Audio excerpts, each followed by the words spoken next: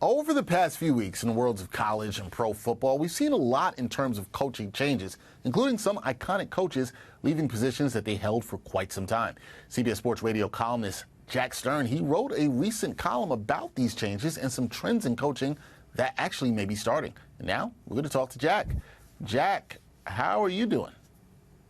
I'm doing fantastic, Dexter. Thanks for having me again today. Yeah, always good to talk with you. Always good to talk some football. And we're doing a little bit of pro and college. I know you love the college football. So we're going to start there, Jack. And I want to start with Nick Saban, who retired from coaching earlier this month.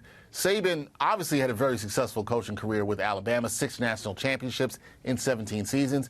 But considering he did that at a place where he was always expected to win, do you think Saban got out of the game at the right time? Well, he absolutely got out of the game at the right time when you consider that he really didn't have that much left to achieve, right? He had all the national championships in the world. He was very successful at Alabama, lasted in Tuscaloosa for 17 seasons, which pretty much never happens.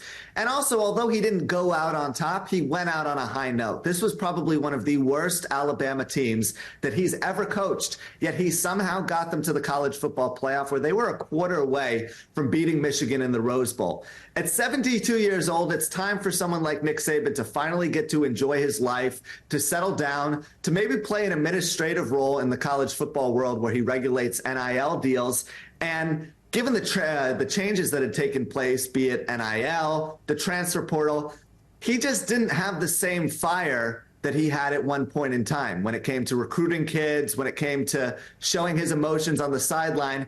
He clearly had taken a step back. And that's another reason why it was the perfect time to really step away. All right, let's go over to the NFL because we saw Pete Carroll, Mike Vrabel, we saw them leave their jobs at the Seahawks and the Titans respectively. Could we be seeing a trend of coaches leaving situations earlier than expected if that situation isn't right for them with the team?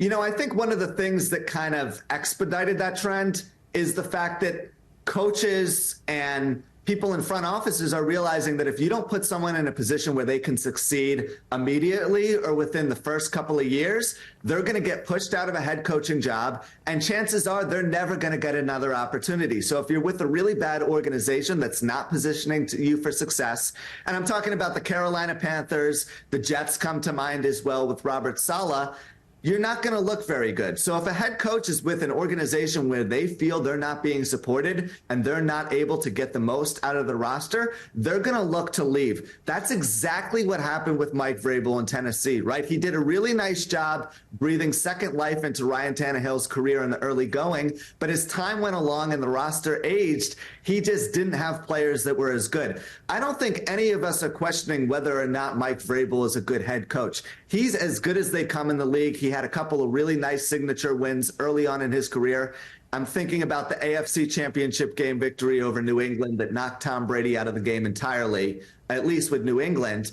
And any team would be lucky to have him. Anyone who's watching the situation from a bird's eye view is saying that's someone who always gets the most out of everyone. And if he's with us, he could potentially lead us deep into the playoffs. Yeah, there's always opportunity in seeing what coach can impact your team and coaches taking charge of their careers and opportunities that they can have going forward. Obviously, when you look at the NFL right now, the biggest coaching free agent on the market is Bill Belichick, who left the Patriots after a decorated coaching career there in New England.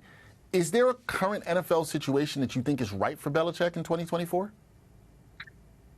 Well, the situation that I think that is the best fit for him, obviously, is the Los Angeles Chargers. You have Justin Herbert. You have a pretty good defense for the most part, tons of playmakers around him. So that's a plug-and-play situation where if Belichick comes in and is able to really manage the situation well, he can win immediately. He can take that team potentially to the Super Bowl if Kansas City has another down season in the AFC West, which is not that intimidating of a division. But to me, Bill Belichick is not going to take another head coaching job unless that job is taken under his terms and conditions, right? Belichick's traditionally been someone who wants a lot of say over personnel. He wants to be able to have a very large role in deciding who's going to play for his team, both in terms of who they draft and who they sign in free agency. And because of that, when he sits down with some of the owners around the league, he's going to be asking them the tough questions. Who are you going to be hiring as the GM? am I going to be the GM? How much control am I going to get?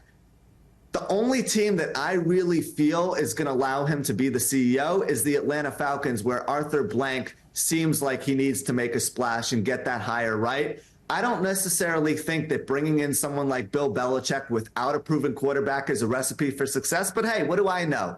He's done it before. He's won a lot of Super Bowls. He has the best reputation in the world, and he's going to be able to pick where he goes. When it's all said and done, I do believe that Belichick will be in Atlanta, which is ironic because that was the same team that he erased a 28-3 deficit against in the Super Bowl. So there would be a little bit of irony in that as well, right? Yeah, Falcon fans remember that well, or they're trying not to remember it, which is probably what they want to do. It'll be very interesting to see if Bill Belichick gets the control that's been reported that he wants out there, that he used to have in New England. Will he still get it at this point in his coaching career? That is something that remains to be seen. That is Jack Stern, columnist for CBS Sports Radio. Check out his work there. Does such a great job. Jack, always good talking some football with you. Be well, my friend. You as well, Dexter. Thanks for having me.